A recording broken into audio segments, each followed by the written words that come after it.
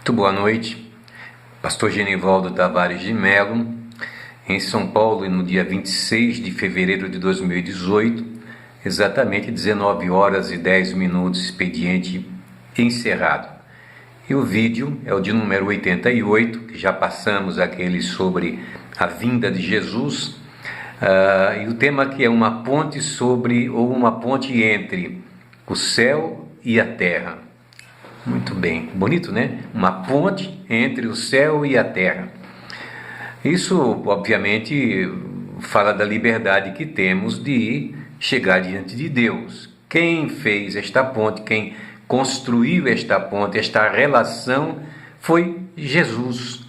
Sim, exatamente, Ele nos reabilitou pelo perdão dos nossos pecados, pela regeneração, pela transformação da nossa natureza e nos aproximou de Deus pelo seu Espírito, por sua bondade, por sua graça, e temos, portanto, esta facilidade de chegar até lá. Como é que nós construímos esta relação? Bem, a nossa relação com Deus ela é medida pela disposição que temos em servi-lo e ser fiel. Não existe outra maneira. A nossa relação com Deus é medida pela disposição de cada um em servi-lo e ser fiel. Bem, tomada esta decisão, você fala de graça, a graça se manifestou e nós sabemos que tudo é pela graça do Senhor. Mas quando se trata da minha relação com Deus, e que eu espero, creio na fidelidade de Deus para comigo, eu tenho que ser fiel também para com Deus. Então, vamos lá. Tomada esta decisão no coração, o Espírito de Deus ajuda nas fraquezas, pois mesmo com personalidade forte, temos nossas fraquezas, e para isto nos lembramos de dois personagens da Bíblia, que é o Elias, quando esteve lá no Ribeiro de Cedron, e Paulo, o apóstolo de Jesus Cristo. No caso de Elias, temos lá no livro de 1 Reis, capítulo 19, versículo 1 ao 8, que diante da ameaça de Jezabel de fazer com eles o que ele fez com os profetas de Baal, e vendo o tamanho da ameaça, Elias, até a mando do Senhor, saiu, levantou-se para escapar com vida e foi até Berseba, que é de Judá. Deixou ali seu servo, ele, porém, andou o caminho de um dia, coisa assim de mais ou menos 30 quilômetros, 25 a 30 quilômetros, e foi sentar debaixo de um zimbro e pediu a morte, e disse: já basta, Senhor, toma agora a minha vida, pois eu não sou melhor do que os meus pais. Bem, deitou-se, dormiu debaixo daquele zimbro, e o Senhor ele não estava sozinho ali, apesar da distância de ser um deserto. Eis que um anjo tocou nele e disse: levanta-te e come. Quando ele olhou, ele viu que tinha na sua cabeceira pão cozido sobre brasas e tinha uma botija de água. Comeu, bebeu, tornou a se deitar, e o anjo tocou novamente, segunda vez, e disse: levanta-te e come, porque te será muito longa a caminhada. Levantou-se, pois, comeu, bebeu, e com a força daquela comida, ele foi e caminhou 40 dias e 40 noites até Horebe, o monte de Deus. Lembram de Moisés esteve lá em Horebe? Pois bem, Elias foi exatamente para Horebe, o monte de Deus, e com a força daquela comida, com a assistência que Deus lhe havia dado. Há momentos na vida que a gente tem vontade de fugir. É verdade, sabe? Chutar tudo por um lado, esquecer tudo. Isso também acontece comigo. Mas o domínio que temos que ter deve ser acima da nossa fraqueza. Bem, no caso de Paulo, está lá na carta aos Coríntios, na segunda carta, no capítulo de número 11, o verso 24 a 30, quando ele conta da luta que ele padeceu na vida de evangelizador que ele era. E disse: eu recebi 5 quarentenas de açoites menos um. Esse um era o de misericórdia para não matar o réu, não é? Para o preso. 3 vezes eu fui açoitado com varas. Uma vez eu fui apedrejado.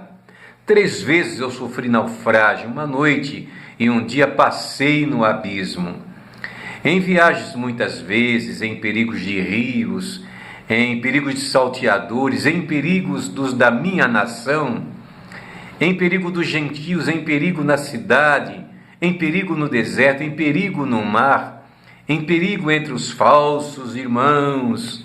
Aí você diz para mim, pastor, tinha isso naquele tempo? Não, imagina, é coincidência.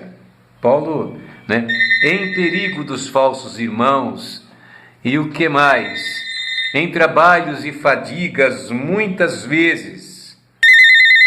Em trabalhos e fadigas muitas vezes. Em fome, sede, em jejum, muitas vezes, em frio e nudez, além das coisas exteriores, me oprime cada dia o cuidado de todas as igrejas. Quem enfraquece que eu também não enfraqueça? Quem se escandaliza que eu não me abrase? Se convém gloriar-me, gloriar-me-ei no que diz respeito à minha fraqueza. Então veja que a personalidade de Paulo, as suas lutas, as suas tribulações, tudo isso também remete à vida que nós vivemos hoje. Às vezes sofremos muito, sofremos todo tipo de angústia ou mesmo de perseguição, por mais indelével que seja, não é? Mas sofremos. E depois de tudo isto, nós só temos que fazer uma coisa, porque a ponte está ligando o céu e a terra.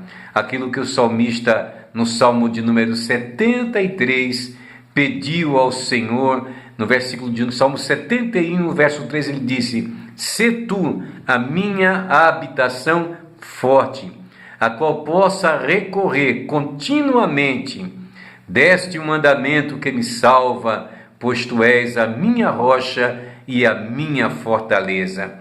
Então eu pergunto, a quem temeremos?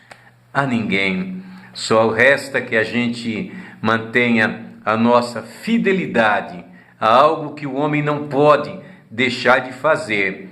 Deus fez a maior parte, a mais importante parte, que foi dar o seu Filho unigênito para morrer por nós na rude cruz do Calvário. Ele disse: "Pai, tudo está consumado. Em tuas mãos entrego o meu espírito." Diz a Bíblia que ali o véu do templo rasgou-se de alto a baixo, deixando franca a entrada. Então podemos chegar a qualquer momento diante de Deus. Sabe, uma coisa que conforta o meu coração é esta convicção de que Deus não nos deixa só, não nos desampara em tempo algum, em momento algum. Mesmo diante das lutas, das fraquezas, muitas vezes parece que vamos sucumbir, mas quando nós colocamos o Senhor em nosso caminho, na frente, pedimos: "Senhor, guia os nossos passos, sê tu a nossa habitação forte", então tudo se torna mais fácil. Tenho experimentado isso ao longo desses mais de 50 anos de vida cristã. Deus nunca falhou nos momentos mais difíceis da nossa vida. Então, repetindo o que eu disse no começo e terminando com isto, que a nossa relação com Deus, ela é medida pela disposição de cada um de nós em servi-lo e ser fiel. Isso não escapa nunca, ok? Isso temos que fazer sempre. Tomada a decisão em nosso coração, aí sim, o Espírito de Deus ajuda nas fraquezas, pois mesmo com personalidade forte, temos nossas fraquezas, e para isto, nos lembramos daqueles que foram antes de nós, que sofreram, que pagaram preço. Capítulo 11 de Hebreus, que nós chamamos sempre o capítulo dos heróis da fé, aqueles que tiveram a vida ceifada por amor ao reino de Deus, e eles o conquistaram com muita força. Não foi uma obra meritória, mas fizeram a parte dele. Beijo a todos, tenham paz e perdoem o toque do telefone, eu não desliguei. Grande abraço a todos.